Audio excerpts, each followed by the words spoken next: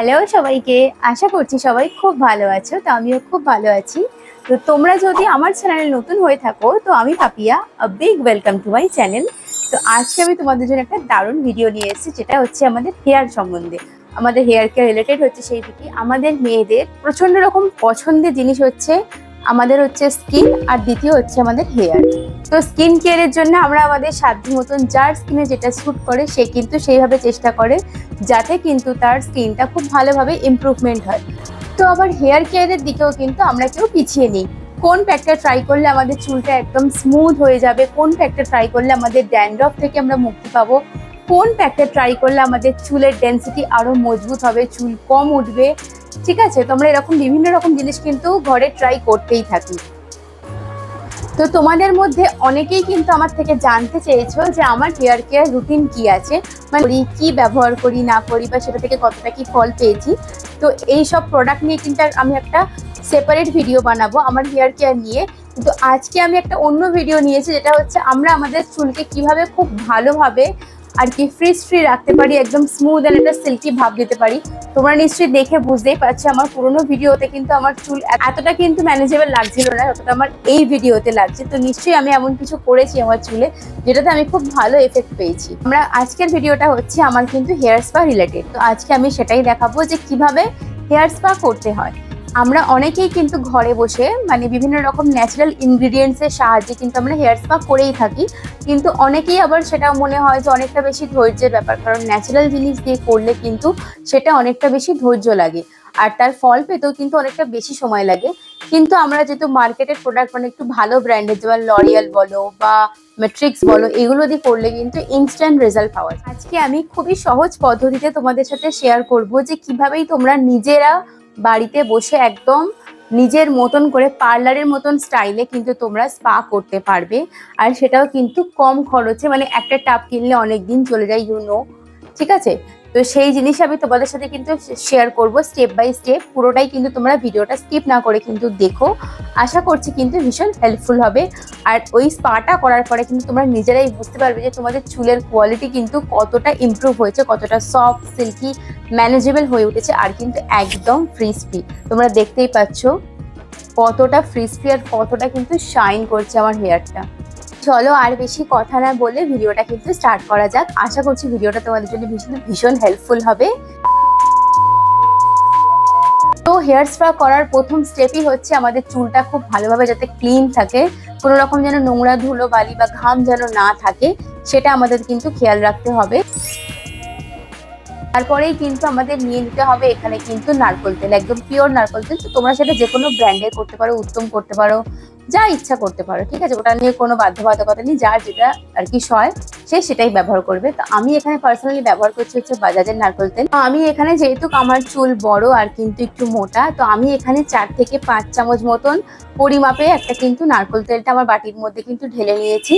নিয়ে কিন্তু আমি এটা ডাবল বয়লার প্রসেসে কিন্তু এটাকে আমি হিট হতে দেবো, বেশি না, একদমই মানে লো, ঠিক আছে। তো ডাবল বয়লার করে নিয়ে নারকেল তেলটা আমি একটু ঠান্ডা হতে দিলাম। দেওয়ার পরে কিন্তু আমি ভালো করে চুলটাকে জট ছাড়িয়ে নিলাম, যাতে কোনো রকম জট কিন্তু না থেকে থাকে। তারপরে আমি আমার গোটা হেয়ারে মানে একদম স্ক্যাল্প থেকে শুরু করে আপ টু একদম চুলের টিপ পর্যন্ত খুব ভালোভাবে নিজের হালকা হাতে কিন্তু ম্যাসাজ দিলাম। আর অবশ্যই আমাদের খেয়াল রাখতে হবে আমাদের যেন এই নখের যে আমাদের টিপ আছে সেগুলো দিয়ে কিন্তু আমরা ম্যাসাজ দেবো না, আমরা কিন্তু এই পোর্শনটা দিয়ে কিন্তু ম্যাসাজটা দেবো, ঠিক এরকম করে। আমরা কিন্তু এরকম কিন্তু ঘষলে কিন্তু স্ক্যাল্পে ইনফেকশন হয়ে যাওয়ার সম্ভাবনা থাকবে। আমার আর কি তোমরা দেখতেই পাচ্ছ, আমি কিন্তু সাইডে ভিডিও দিয়ে দেবো যে কিভাবে কি করেছি। তো সেটা কিন্তু আমি খুব ভালোভাবে ম্যাসাজ দিলাম। আমার মনে হচ্ছে লাস্টের দিকে গিয়ে যে একটু হয়তো তেলটা বেশি হয়ে গেছিল, তো ঠিক আছে, কই বাত নেই। আমি খুব ভালোভাবে আমার চুলের মধ্যে তেলটাকে ভালো করে ইভেনলি ডিস্ট্রিবিউট করে নিলাম, দিয়ে একটা আমি এরকম নর্মাল একটা বান টাইপের করে নিলাম। যেহেতু আমার কাছে কোনো স্টিমার বা শাওয়ার ক্যাপ নেই, তার জন্য কিন্তু আমি এখানে একটা বড় তোয়ালে, যদিও তোয়ালেটা আর কি একটু বেশি বড় হয়ে গেছিলো আমার চুলের থেকে, আর তার মধ্যে জল পড়লে তোয়ালেটা কিন্তু আরো বেশি একটু ভারী হয়ে যায়। তো ওটা একটু প্রবলেমেটিক হয়ে দাঁড়ায় আর কি যাদের কাছে শাওয়ার ক্যাপ নেই। তো ঠিক আছে, নেই তো কিছু করার নেই, ওটা দিয়েই কাজ চালিয়ে নেওয়া যাবে। তো আমি এখানে গরম জল করলাম, গরম জল করে একটা বালতিতে কিন্তু ঢেলে নিলাম।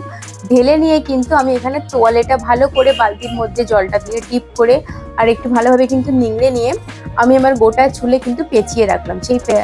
সেটা কিন্তু আমি সরি, আমি মোটামুটি 20 থেকে 25 মিনিট মতন কিন্তু এভাবেই রেখেছিলাম। আর মাঝে মাঝে একবার করে খুলছি, খুলে কিন্তু আমি আবারও বালতিতে ডিপ করছি, করে আমি আবারও আর কি মাথার মধ্যে পেঁচিয়ে রেখেছি। তারপর হয়ে যাবার পর 20-25 মিনিট পরে আমি কিন্তু টাওয়ালটা খুলে দিয়েছি। খুলে দেওয়ার পর একটু এদিক ওদিক করে প্রায় 35 মিনিট থেকে 40 মিনিট কাটলো। ঠিক আছে, কাটার পরে আমি কিন্তু এখানে শ্যাম্পু করতে চলে গেছিলাম। তোমরা দেখতেই পাবে সেটা ভিডিওতে। তো আমি প্রথমেই আর কি আমার চুলটাকে খুব ভালোভাবে ভিজে নিলাম, যাতে চুলে অলরেডি তেল পুরো চপচপ করছে। তো চুলটাকে ভিজিয়ে নিয়ে আমি এখানে ব্যবহার করছি হচ্ছে লরিয়ালের তোমার হ্যালোরনিক যে শ্যাম্পুটা আছে সেটা ব্যবহার করছি। এটা নো ডাউট খুব ভালো। আর আমি সবসময়তেই আর কি চেষ্টা করি না আর কি, এটাই নিয়ম। সবসময় হচ্ছে মগের মধ্যে জল দিয়ে শ্যাম্পুটা দিয়ে কিন্তু ভালোভাবে ডাইলিউট করে নেওয়াটা উচিত, কারণ ডিরেক্টলি শ্যাম্পু আমাদের স্ক্যাল্পে কিন্তু ক্ষতি করে। বেশি প্রোডাক্ট চলে যায় আমার মনে হয়, তো এটার মধ্যে সেভিংসও হয় আর কিন্তু চুলের জন্য এটা খুব ভালো। তো আমি আর কি শাওয়ার নিয়ে বেরিয়ে এলাম। চান করে এসে কিন্তু ভালোভাবে চুলটাকে টাওয়াল ড্রাই করে নিয়েছি, যাতে কিন্তু চুলে কোনো রকম এক্সেস ওয়াটার কিন্তু না থাকে, যাতে পুরো জলটা আর কি শুকিয়ে যায় চুল থেকে। আর একদম যাতে একদম চুলটাকেও শুকনো কিন্তু আমরা করবো না, তাহলে কিন্তু স্পা ক্রিম লাগানো যাবে না। ঠিক আছে, তো আমরা অবশ্যই কিন্তু এটার দিকে খেয়াল রাখবো। ভালোভাবে টাওয়াল ড্রাই করে নিই, চুলটা বেশ হালকা হালকা ভিজে থাকবে, সেই অবস্থায় কিন্তু আমরা স্পা ক্রিমটা কিন্তু ব্যবহার করবো। ও আর একটা কথা হচ্ছে, চুলটা যখন আমরা শ্যাম্পু করবো তারপরে কিন্তু আমরা কোনো রকম কন্ডিশনার কিন্তু ব্যবহার করব না। উইদাউট কন্ডিশনার শুধুমাত্র শ্যাম্পু করে বেরিয়ে এসে কিন্তু আমরা স্পা ক্রিমটা অ্যাপ্লাই করব। আমি এখানে নিয়েছি হচ্ছে স্কোয়ার স্ট্রফের স্পা ক্রিম। তো আমি আমার চুলের লেন্থ অনুযায়ী আমি এখানে 3 থেকে 4 টেবিল স্পুন পর্যন্ত স্পা ক্রিম নিয়ে নিয়েছি। এটার সাথে কিন্তু কোনো রকম এসেন্সকে অ্যাড করতে হবে না, যেটা আর কি লরিয়াল স্পাতে করতে হয়। এতে সব কিছু অলরেডি দেওয়া আছে, তো এটা নো ডাউট খুব ভালো। তো এটার ফর্মুলা কিন্তু ভালোই ঠিক আছে। তো এটাকে আমি একটু ভালোভাবে আস্তে আস্তে ফেটিয়ে নিলাম, যাতে আর কি অ্যাপ্লাই করতে সুবিধা হয়। তো এরপরে আমি আমার হেয়ারের মধ্যে স্পা ক্রিমটা অ্যাপ্লাই করা শুরু করলাম, যাতে প্রত্যেকটা স্ট্যান্ডে কিন্তু খুব ভালোভাবে ক্রিমটা লাগে, সেদিকে কিন্তু আমাদের লক্ষ্য রাখতে হবে। তো আমি একটু একটু করে স্পা ক্রিম নিয়ে অ্যাপ্লাই করলাম, আর সাথে সাথে কিন্তু মাসাজ দিতে শুরু করলাম, যাতে খুব ভালোভাবে কিন্তু ক্রিমটা অ্যাপ্লাই হয়। তো তোমরা কিন্তু যারা বিগিনার্স আছো তারা কিন্তু অবশ্যই সেকশন করে নেবে। আমার একটু তাড়াহুড়ো ছিল সেদিনকে, তার জন্য আমি আর সেকশন করিনি। তো আমি এভাবেই অ্যাপ্লাই করেছি। তারপর গোটা চুলে খুব ভালোভাবে অ্যাপ্লাই হয়ে গেলে কিন্তু তোমরা নিজের ফিঙ্গার টিপসের সাহায্যে ক্লকওয়াইজ অ্যান্টি ক্লকওয়াইজ কিন্তু রুট টু টিপস পর্যন্ত খুব ভালোভাবে কিন্তু মাসাজ দেবে, যাতে কিন্তু আমাদের ব্লাড সার্কুলেশনটা খুব ভালো হয়।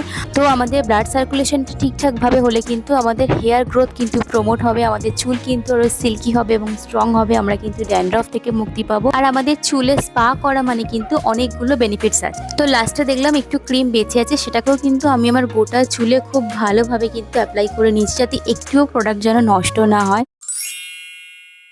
তো স্টিমিংয়ের ক্ষেত্রে আমি কিন্তু সেম প্রসেস আবারও ব্যবহার করছি। তো আমি একটা বালতির মধ্যে গরম জল করে নিয়েছি, আর শুধু এবারে আমি টাওয়ালটা নিয়ে নিই। টাওয়ালটা আমি স্কিপ করে গেছি, তার বদলে আমি বাবার একটা স্যান্ডো গেঞ্জি ছিল, সেই গেঞ্জিটা নিয়েছি, কারণ ওটা একটু বেশি পাতলা মতন ছিল, আর ওটা না আমার চুলে অতটা লাগছে না। কিন্তু তোয়ালেটা একটু বেশি বড় হওয়ার জন্য আরও বেশি চুলটা বেশি ভারী লাগছে। তো স্টিম দেবার 30 থেকে 40 মিনিট পরে গিয়ে কিন্তু আমি হেড ওয়াশ করেছি। হেয়ার ওয়াশ করার সময় কিন্তু আমরা কোনো রকম শ্যাম্পু বা কন্ডিশনার কিন্তু ব্যবহার করব না, একদম প্লেন ওয়াটার দিয়ে কিন্তু আমরা আমাদের চুলগুলো ধুয়ে নেবো, ব্যাস তাহলেই হয়ে যাবে কিন্তু। আর শুকাবার পরেই তোমরা কিন্তু রেজাল্ট দেখতে পাবে। আমি কিন্তু হেয়ার ওয়াশ করার পরে চুলটাকে একদম এয়ার ড্রাই হতে দিয়েছিলাম, কোনো রকম হিটিং চুল কিন্তু আমি ব্যবহার করিনি। তো তোমরা দেখতেই পাচ্ছ চুলটা কতটা সুন্দর, স্মুথ, সিল্কি অ্যান্ড বাউন্সি হয়ে উঠেছে, আর ততটাই কিন্তু ম্যানেজেবল লাগছে।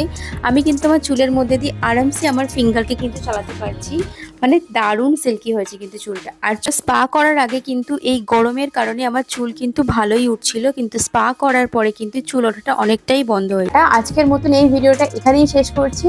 তো আশা করছি তোমাদের এই ভিডিওটা একটু হলেও হেল্পফুল লেগেছে। যদি হেল্পফুল লেগে থাকে আমায় কিন্তু কমেন্ট সেকশনে অবশ্যই জানিও যেটা তোমাদের কেমন লেগেছে। আর তোমরা কিন্তু তোমাদের ফ্রেন্ডস, ফ্যামিলি সবার সাথে কিন্তু শেয়ার করো, আর আমার চ্যানেলটা কিন্তু লাইক, শেয়ার অ্যান্ড সাবস্ক্রাইব করতে ভুলো না। Tata, love you all.